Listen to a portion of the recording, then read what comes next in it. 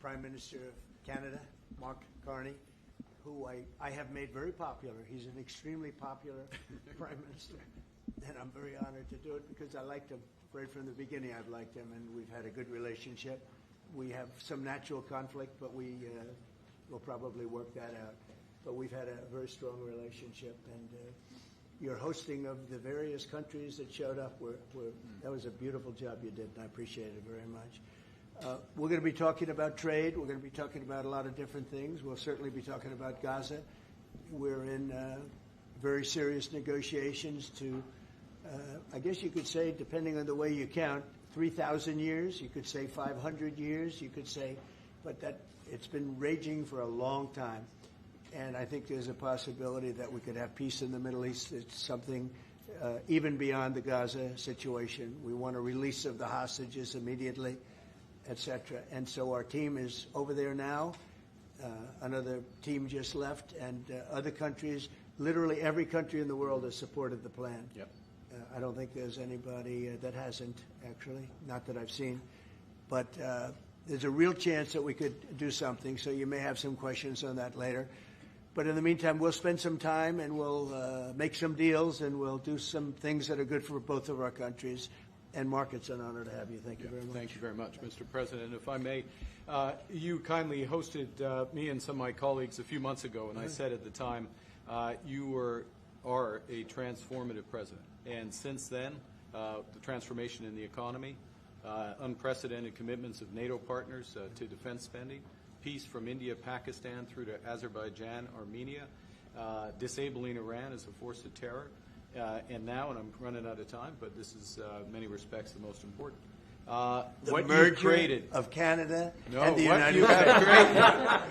That wasn't where I was going. On this solemn day of commemoration of the horrific attacks of October 7th, for the first time in decades, hundreds of years, thousands of years, this prospect of peace that you've made possible. Canada stands foursquare behind those efforts, and we'll do whatever we can to support Very them. nice. Yeah. Thank you, Mark, very much. Any questions? Is there any, what would it take for you to drop or lower your tariffs on Canadian sectors, including aluminum and steel? Well, we're going to be talking about that with the Prime Minister. We'll be talking about tariffs. We'll be talking about a lot of that, but that's for a little bit later on. I want to just acknowledge our great ambassador. Is he doing a good job? He's doing a good job. Otherwise, I'll get him out of there so fast. No, you have a good Is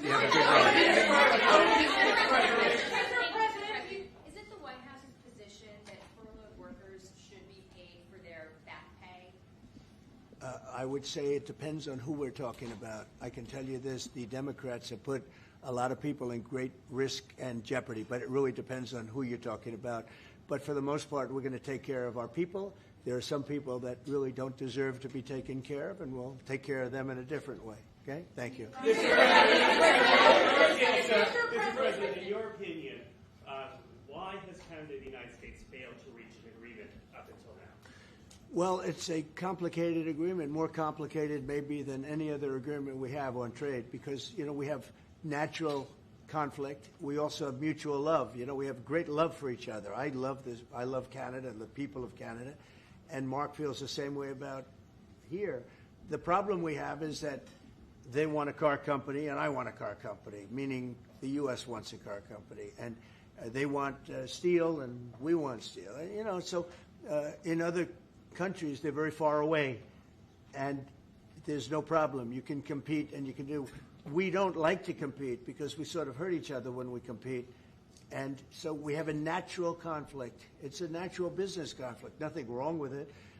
And I think we've come a long way over the last few months, actually, in terms of that relationship. So when it comes to trade, the United States was always giving everything. They gave everything to Canada. They would let car companies leave here and go to Canada. But that hurts the United States. And, other presidents didn't see that. They weren't business-oriented. They might have been good politicians in some cases, not in all cases. They were bad at both. But it's a very natural conflict, and it's something that we're working on. Mr. President, Canada has offered a lot of compromise this summer Are you willing today to offer some compromise to Canada, maybe on steel and aluminum? Well, we've made compromise, and we've made some compromise even on steel. But, we have the same basic authority and the same basic, this could be also a little bit of a conflict with other countries all over the world on steel, because we want to make our own steel. We don't want to bring steel in for the most part, but we will bring it in, and we do bring it in. We continue to bring it in from Canada, but there is a tariff to pay. And I think that would be a normal thing to say, but we've come a long way. I think, Howard, we can truly say, do you want to make a comment on that? Well, I think the opportunity to work together, but as you said, there's conflict.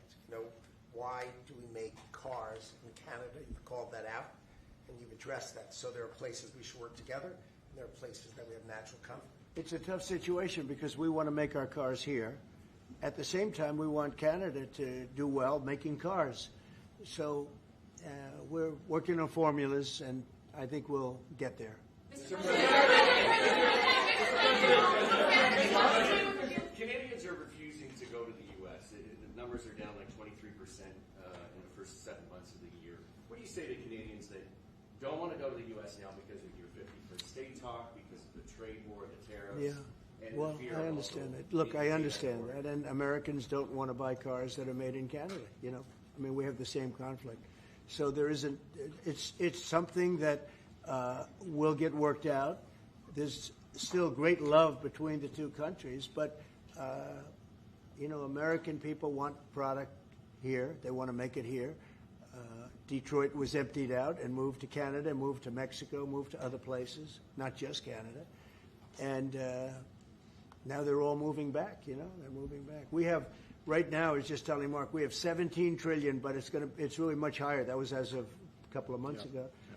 We have over $17 trillion being invested now in the United States. As an example, Biden, he was the worst president we've ever had, but they had less than $1 trillion in 4 years. We have more than 17 trillion in 8 months. 8 months. And I think that number is going to be $21-22 trillion. There's never been anything like that in the history of the world for any country, not even close. If you did 1 trillion in a year, that's pretty good. We're going to do over 20. And it's coming in with AI. It's coming in with auto plants. We're building auto plants, a lot of auto plants in the U.S. It's coming in for a lot of reasons. It's coming in because of the fact, I think the November 5th election was a big factor, and I think the tariffs are a big factor. And, again, we want Canada to do great. But, there's a point at which we also want the same business. We're competing for the same business. That's the problem. That's why I keep mentioning one way to solve that problem is a very easy way. But we're competing for the same business. He wants to make cars, we want to make cars, and we're in competition. And the advantage we have is we have this massive market. So it's it's quite an advantage. Mr.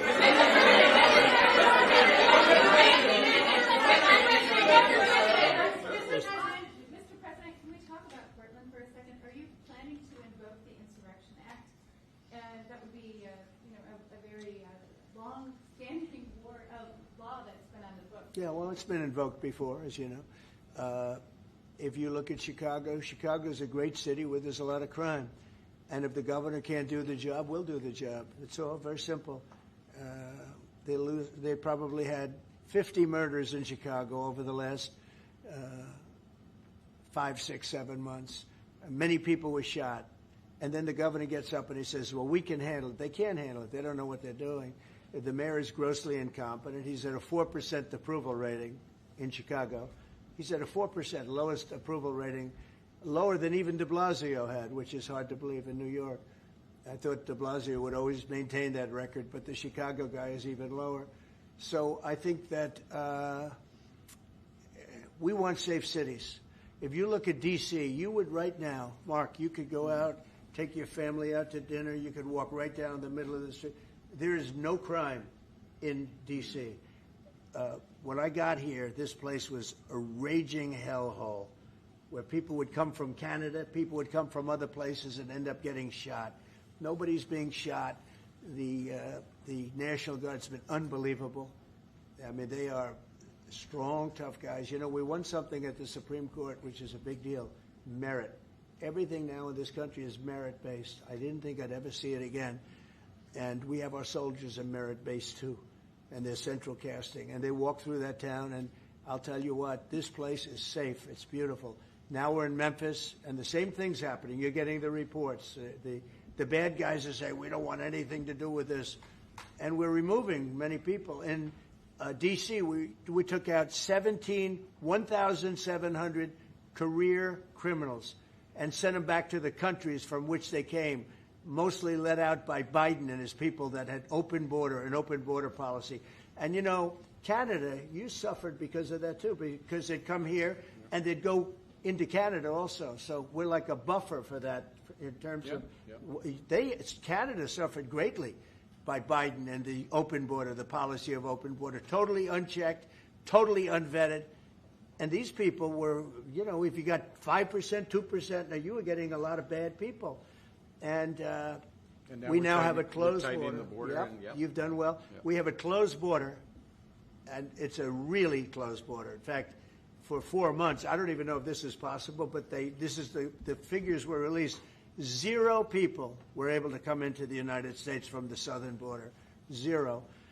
And as you know, we've taken a very hard stand on drugs. This is also benefiting you. A lot of we call them the water drugs, the drugs that come in through water. They're not coming. There are no boats anymore. Frankly, there are no fishing boats. There's no boats out there, period. If you want to know the truth, we're saying, does anybody go fishing anymore? The fact is we knocked out, probably saved at least 100,000 lives, American lives, Canadian lives, by taking out all those boats coming in. So it's and now they don't come in that way anymore. Now they'll come in other ways, and we're not going to allow that either. So we've done a great job on that. But on crime, Chicago's a great city, but you can't be a great city if you have murders and if you have a lot of problems, and they do. And they have an incompetent policy, just like they had open border policy. Anybody could come in. They came in from prisons. They came in from mental institutions, drug dealers. They came in from all over the place, and we don't have that anymore. This country is becoming we're a very strong country. Look, financially speaking, I would say that because of the tariffs, because of the election, because of the policy, because of the great big beautiful deal, it's what I added the word great because it really is. It's the biggest bill ever passed in the history of our country. We don't need another bill. It's the biggest tax cuts, when you think no tax on tips, no tax on Social Security, no tax on overtime for the people. But far beyond that, what it does is incentivizes auto plants and AI and all of the things that nobody's ever passed a bill like it. We don't need another bill. We don't need any more bills. I said, let's get it all at once. I was greatly helped by our Speaker, Mike Johnson, and by the Senate. I'll tell you what, John Thune's both of those guys have been incredible. And we got a bill passed that I said, let's see if we can get it all done. Because these Democrats are like insurrectionists, okay? They're so bad for our country. Their policy is so bad for our country. I said, let's see if we can get it all done and everybody said it's not doable. Because it's the biggest bill ever passed in the history of our country.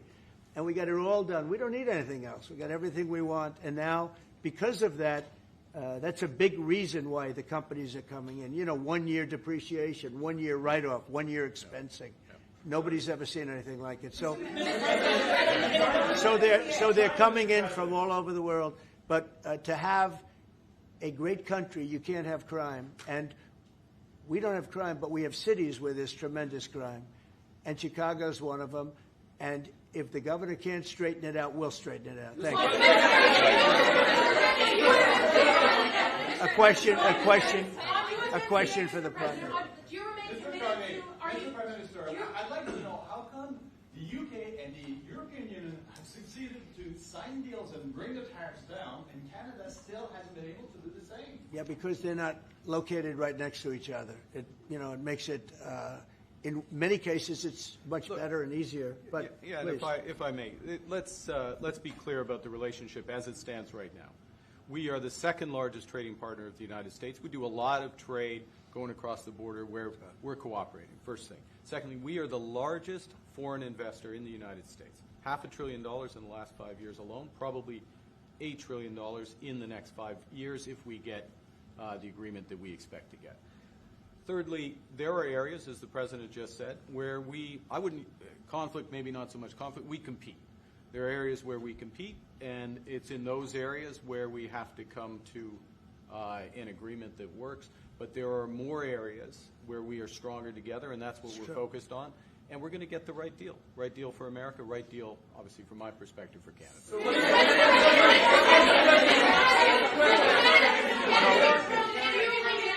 Including one thing that, wait a minute, easy, wait. So one thing what we are working very closely is the Golden Dome. That's the protective mechanism, and you see how that works. It's unbelievable. Ronald Reagan wanted to have it, and at that time they didn't have the technology, even close to the technology, but he was advanced, and we'll be working together on a Golden Dome for the two countries, and it's something that I think is going to be very important, especially when you look at the world, you look at what's happening. We want to have that protection. It's really amazing. The technology is unbelievable. Mr. President, why do you say some federal workers should not get their back pay? Why do you say some? Well, you're going to have to figure that out, okay? Ask the Democrats that question. Mr. President, Go ahead. Mr. President, just to follow up there, I mean, the law says that when the government is reopened, that workers will receive their back pay. So are you going to define the law there, or what do you? I follow the law. And what the law says is correct, and I follow the law. Mr. President, will Canada be leaving empty-handed, or will will Mr. Carney be leaving Washington with a deal on tariffs? I think they're going to be very happy. We have a lot of things that we're working on that people don't talk about. They talk about, competitiveness. He's a very competitive person, and they talk about things that we don't necessarily agree on. But I think they're going to walk away very happy. I think so. Mr.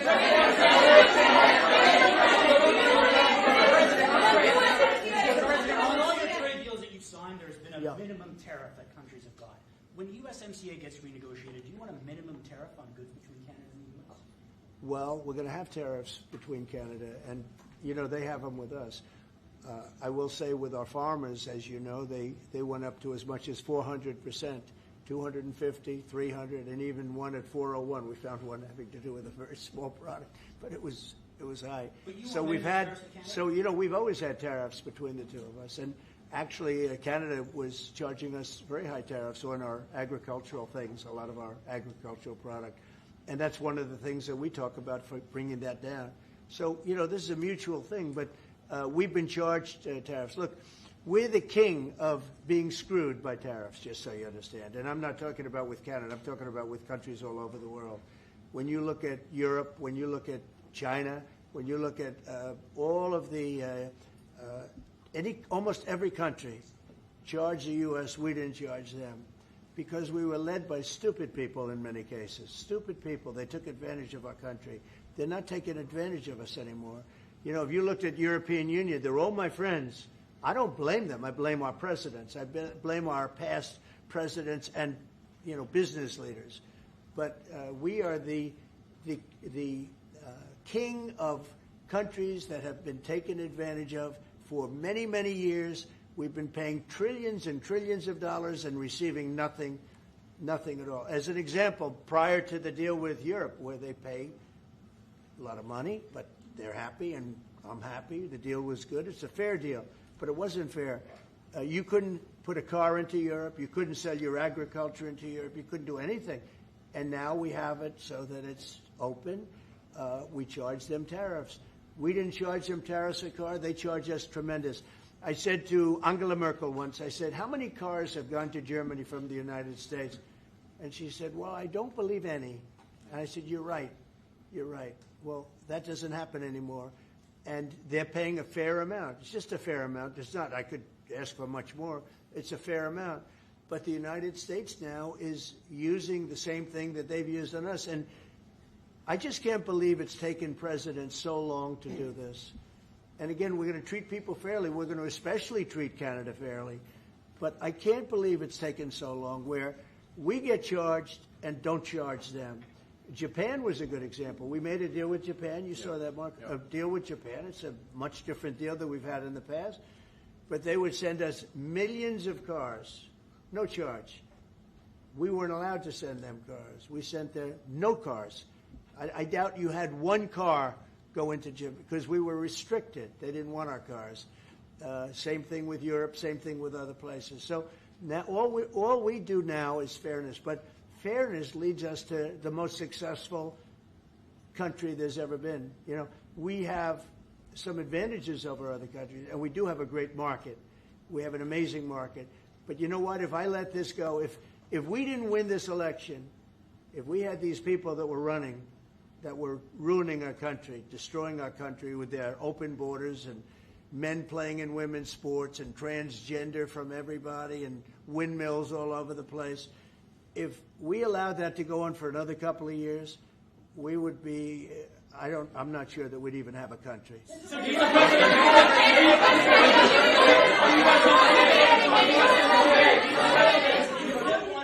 Yeah, Brian. And by the way, I'm not sure we would have even had a country. And now we have the most successful country in the world. Brian? Yes, sir. What is your message to Democrats ahead of a next vote to open up the government? The American people is saying, open the damn government. What's your message to them right now? Well, they're the ones that started it. They're the ones that have it. And it's almost like a kamikaze attack by them. You want to know the truth? This is like a kamikaze attack. They almost, you know, they have nothing to lose. They've lost the elections. They've lost the presidential election in a landslide. I saw the other day where Kamala said this was a very close election. This was one of the biggest sweeps that anybody's ever had. Won the popular vote by millions, won the Electoral College by a massive amount. They said, if I got 270, that would be great. But I got, I think, 312 or 315, and they got 220. So, you know, we won that. But we won counties. The big thing is counties. So out of all of the counties, thousands and thousands, we got 2,500. They got 525. It was a landslide. And we listened, oh, yes, it was close. It was one of the greatest victories ever. And it was a mandate to do what we're doing. And I hope, and Mark wants this as much as I do, we are very close to making a deal on the Middle East that will bring peace to the Middle East. After all of these years of millions and millions, tens of millions of people being killed, there's a chance to bring peace to the Middle East. In addition to that, I made 7 other deals, and they're, you know, great. And we're, you know, things are happening with respect to Russia, Ukraine. That's one that last week, Mark, 7,812 people were killed. Soldiers, mostly soldiers. Yep. But 7,000, more than 7,000, almost 8,000 soldiers were killed.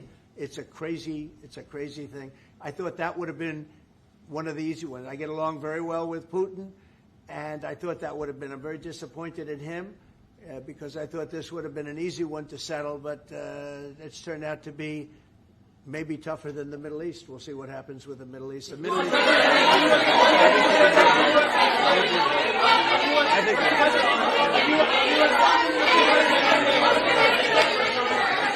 go ahead, behind, yes. Is the fentanyl crisis over with Canada, with the Canadian border? Is what? The fentanyl crisis. No, it's not over. It's never. I think it's never going to be over, frankly. But they've done. Canada's worked hard, and they've done a much better job than in the past. We have very few people coming in through our southern border too. We've worked with Canada and we've worked with Mexico, so we've made it a lot better. Look, any is too much. Any is too much. Well, wait. I just, on fentanyl, any amount is too much. So we've gotten it down. It's down substantially. It's less than 1%, but it's still too much. It's too much at home in Canada. A lot of people. Yeah, we got to stamp it out. On USMCA, are the two of you both committed to seeing it through in the renegotiation of that deal that you made? Well, we can renegotiate it, and that would be good, or we could just do different deals. We're allowed to do different deals if we want. We might make deals that are better for the individual What's your preference? countries. I don't care. I want to make whatever the best deal is for this country, and also very much with Canada in mind. Yeah, go ahead, please. Go ahead, sir. Sir, on China, what more can the United States together to counter China?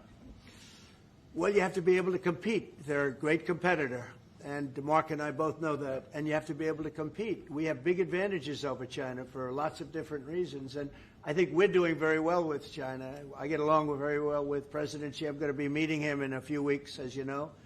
I'll be meeting him in South Korea. But we've had a very good relationship for a long time. But you have to be able to compete. To do well with China, if you can't compete, you're not going to do well with China. And Canada is very competitive. I can tell you that. Canada is a very competitive country. And I think Canada's done very well over the years with China. Yeah, we have. But we'll do better together on that. Mr. President,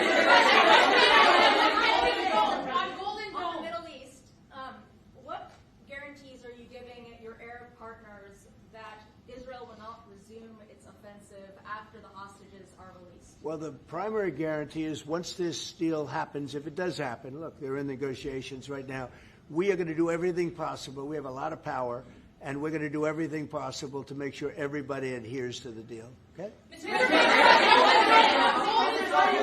Are you concerned about the delays at airports, and how do you see the shutdown? Oh, sure. I mean, it's they're all Democrat delays. There are delays at the airport. That's standard. And, again, this is something that every day we put forth a bill. It's just a continuation. It's a very simple thing to sign and very simple to do. And I really think that these are people that I think they have nothing to lose. They have a party that's out of control. They have no leader. Nobody knows who the leader is. I look at people with very low IQs like Crockett, this woman Crockett. I never met her, but she's a low IQ individual. I look at AOC talking about how if they want to negotiate, they can come to my office. She's not in that position to do that. And who the hell is she to say that? And then I watch Nancy Pelosi not knowing what to do. I watch their leadership. Look, Schumer is petrified of primary because he's not going to win probably against anybody in a primary. You know, Schumer did the right thing, but he handled it badly originally a year ago. He did probably the right thing, but he handled it badly. I think Schumer's incapable of making a deal. They are a mess. They're a party that has no leadership. They have, and they have no policy. You know, I think we have great leadership, but we also have great policy. We have strong borders. We have no men and women's sports. Basic things. We're not going to take your child away and change the sex of your child. We're not going to do things like that. What they're doing to the country is so incredible. And they got away with it with all their woke crap, and now it's stopped. And we have a country that's based on common sense and strength and intelligence. I mean, we have the United States of America, and I say it all the time. Other leaders have told me this. Mark hasn't yet, but I think he would. A year ago, we were a dead country, and now we are the hottest country anywhere in the world.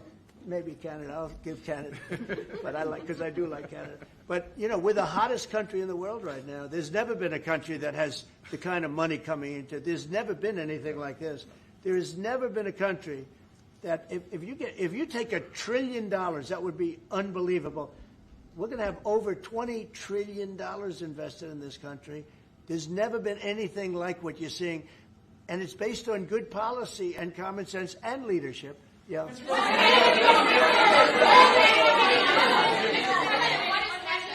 President, what is Canada giving you in return? If you say Mr. Carney is going to be leaving Washington happy, what's Canada giving you in return? Well, you'll find out, but I think the people of Canada, they will love us again. Most of them still do. If you say only 25%, I assume a lot of them, I think they love us.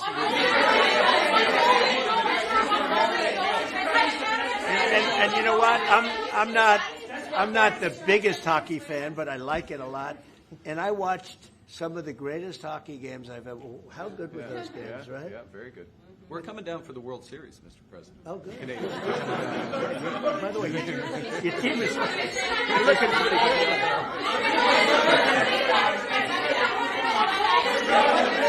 Yeah, go. Mr. President, will you sign a trade deal with Canada that doesn't include supply managed goods like dairy, for example? If the federal government. Well, a deal would include dairy. I mean, it's going to include everything. We'll do a comprehensive. Have you identified programs to eliminate under this shutdown? Oh, sure.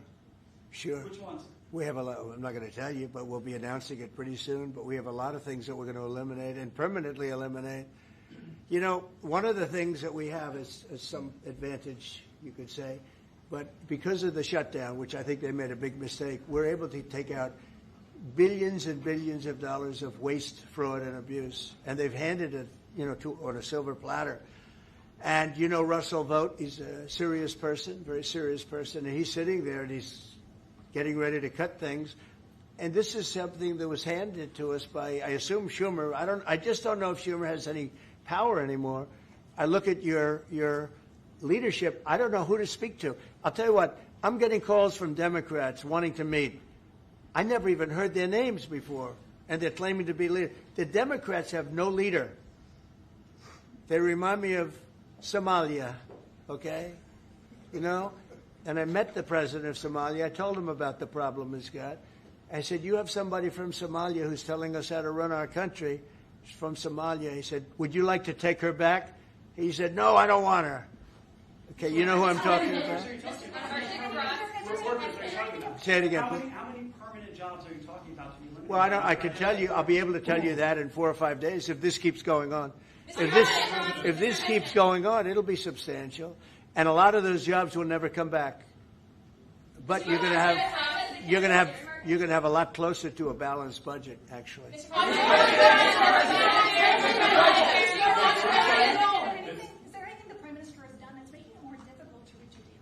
Say it. Is there anything that the Prime Minister has done that's making it more difficult or easier to reach a deal? No, I think he's a great prime minister. I mean, he could represent me anytime. I will tell you, I'm not saying that because he is a very strong, very good leader. He's a nice man, but he could be nasty. He could be very nasty, maybe as nasty as anybody. I think Canada. Let me put it this way: I can tell you this because I deal with lots of leaders all over the world. He is a world-class leader. He's a man that knows what he wants, and I'm not surprised to see that he won the election and won it substantially. And I would think he's more popular now. He's a good man. He does a great job, and he's a tough negotiator. So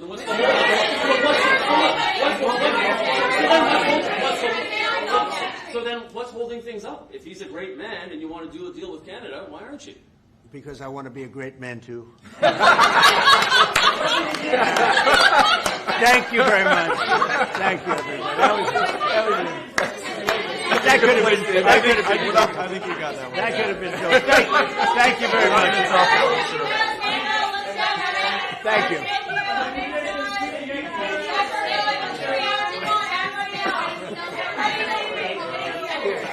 Thank you very much.